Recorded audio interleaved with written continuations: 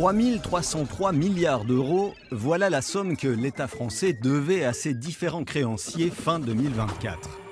Aussitôt l'info tombée, tout ce que le pays compte de plateau TV bruissait de nouveaux sacrifices à faire, des services publics qu'il faudrait encore dégrader et d'un modèle social français décidément trop généreux qu'il faudrait rogner.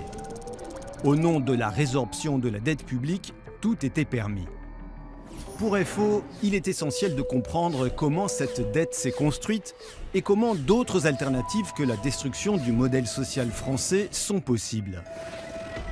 Rappelons d'abord que le dérapage de la dette fin 2024 est le fruit d'une mauvaise analyse du contexte macroéconomique de la part du gouvernement entre sous-évaluation des recettes publiques et surévaluation de la croissance 2024.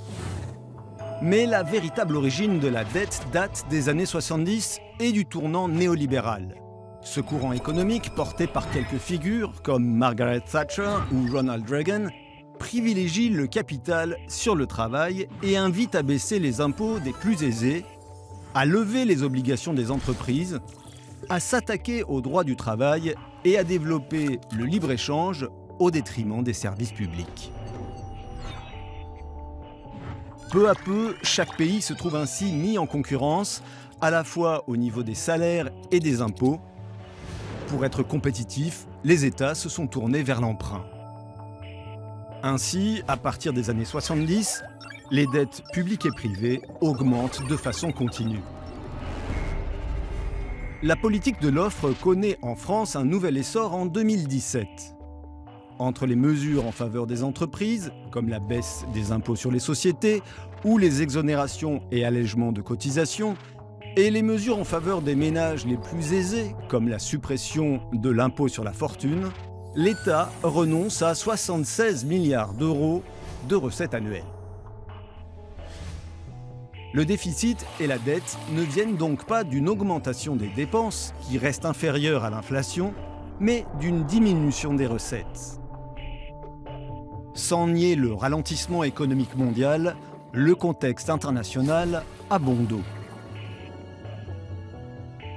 L'épouvantail de la dette sert à remettre en cause le compromis social né du Conseil national de la résistance en 1945, qui créa notre protection sociale et, entre autres, la sécurité sociale. Certes, dépenses de santé, retraite, allocations familiales, chômage ou RSA représentent 44% de la dépense publique. Mais l'essentiel de ces besoins est assuré par les cotisations, c'est-à-dire par notre salaire différé, plutôt que par un système individuel d'assurance privée par capitalisation.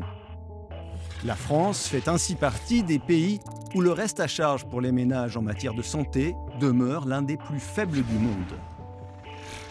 La dette publique est donc bien instrumentalisée selon des motivations politiques. Affaiblir, voire casser notre modèle social, considéré comme une entrave à la compétitivité des entreprises et à l'attractivité du territoire. Pour FO, des alternatives existent qui passent par une véritable réforme fiscale pour un vrai partage des richesses, par une réelle politique de lutte contre l'évasion et l'optimisation fiscale, et enfin par la mise en place de la conditionnalité des aides publiques aux entreprises pour garantir les emplois et les augmentations de salaire.